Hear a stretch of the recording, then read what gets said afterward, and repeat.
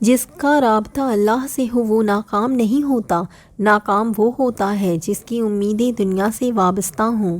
خود کو اللہ کے قریب کریں، وہ آپ کو کبھی تنہا نہیں چھوڑے گا، اور لوگ تو بے وجہ دور ہو جایا کرتے ہیں۔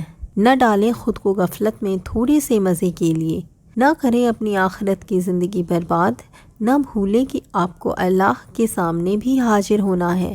جسے رب کا ساتھ مل جائے پھر اسے اور کس کا ساتھ چاہیے؟ جس رب نے مشرق اور مغرب کو موڑ رکھا ہے اس کے لیے تمہارے مقدر کو موڑنا مشکل نہیں ہے۔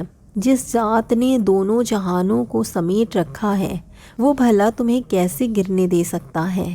تمہارے رب نے آزمائشوں کے بعد دعاؤں کے لیے قبولیت کا معجزہ رکھا ہے۔